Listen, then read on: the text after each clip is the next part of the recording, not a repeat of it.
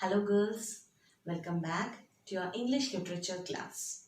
In the previous video, I explained the summary of lesson 3, that is, a rupee goes a long way.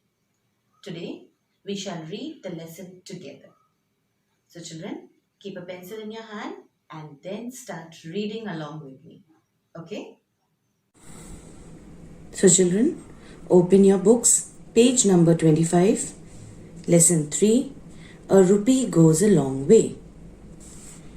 Ranji had a 1 rupee coin. So he made his way to the Jamna sweet shop, tossed the coin on the counter and asked for a rupee's worth of jalebis. The shopkeeper looked at the coin carefully.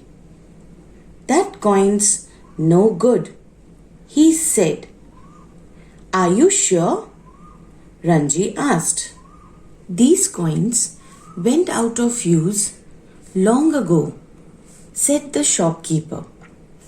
It isn't old enough to be valuable, and it isn't new enough to buy anything. Ranji shrugged, took the coin back and turned onto the road. So children, the story is about a boy named Ranji. He had an 1 rupee coin. So he took the coin and went to the Jamna sweet shop. He tossed the coin on the counter and asked for jalebis. The shopkeeper looked at the coin carefully and said to Ranji that the coin is an old one, which means it is not in use. Ranji shrugged. Shrugged means, children, raised his shoulders and dropped them to show he did not care much. So he just shrugged and he walked away from there. Soon Ranji was wandering through the bazaar when he heard a familiar voice behind him. Where are you going, Ranji? It was Mohinder Singh, Ranji's friend. In one hand, Mohinder held a homemade fishing rod. I'm not going anywhere, said Ranji. Where are you going? I am not going. I've been, Mohinder said. I was fishing in the canal all morning. Children, canal means a small passage dug in the ground to carry water to fields, crops, etc. So then, while Ranji was wandering through the bazaar, wandering means he was walking somewhere slowly without any particular sense of direction or purpose. So while he was wandering in the bazaar, he heard a familiar voice, means a known voice, from behind. It was none other but Ranji's friend Mohinder Singh. So Mohinder Singh asked Ranji, where are you going? Ranji replied, I am not going anywhere. Ranji asked Mohinder the same question, where are you going? Mohinder replied, I am not going. I was at the canal fishing all morning. Now children, the next page, that is page number 27. Did you catch anything? No, said Ranji. I didn't stay very long. There was a long silence. Then Ranji said, it's a good rod. This is a good flute, said the boy. Ranji took the flute and examined it. Examined it means looked at it carefully. He was checking it. He put it to his lips and blew hard. There was a shrill, squeaky noise, and a startled magpie flew out of a mango tree. Not bad, said Ranji. Startled magpie means surprised in a sudden and unpleasant way. A black and white bird with a long tail and a noisy cry. So, as he blew that, a bird flew away out of the mango tree.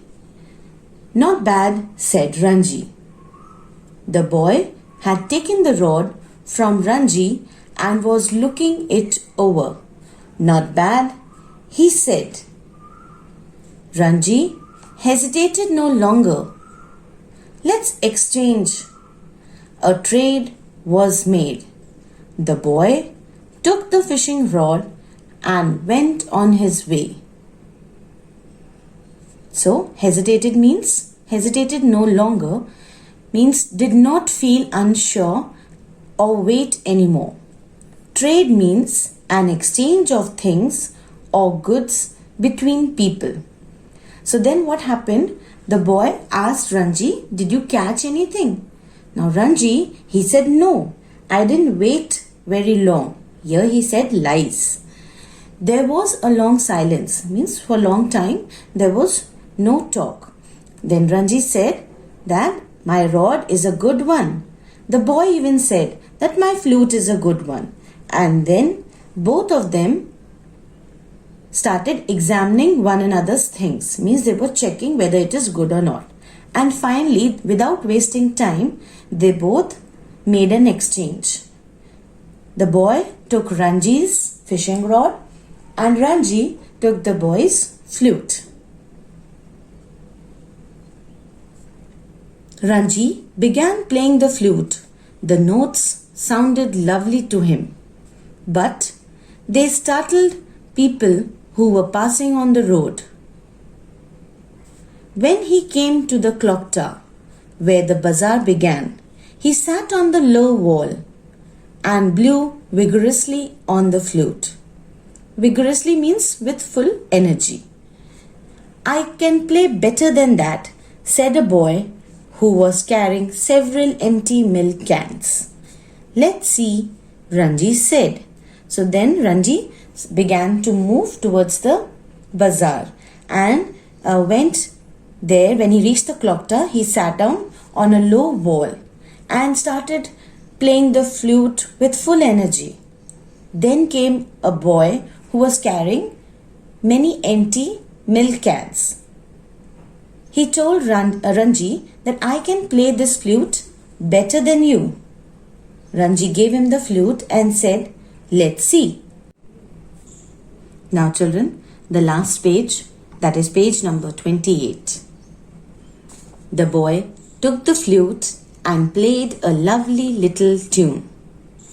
You can have it for a rupee, said Ranji. I don't have any money to spare, said the boy. This means I don't have any extra money to buy the flute with. But you can have this necklace. He showed Ranji a pretty necklace of brightly colored stones. The stones are very precious, said the boy. They were found in the mountains near Tibet. So then when the boy took the flute from Ranji, he started playing and he played a lovely tune. So Ranji told him, you can have it for a rupee. So the boy replied that I don't have any extra money, but I can exchange it for this pretty necklace. He showed a necklace that he was having. He told Ranji that he found this necklace in the mountains near Tibet. Ranji knew the stones had little value, but they were pretty, and he was tired of the flute. They made the exchange and the boy went off playing the flute. Ranji was about to thrust the necklace into his pocket when he noticed a girl staring at him. Her name was Koki. and she lived close to his house. Thrust means, children, pushed quickly. So then what happened? Ranji, he looked at the stones and he knew that those stones, the necklace, was not of much value. But because it was looking pretty, he made the exchange. And then the boy took the flute and went away.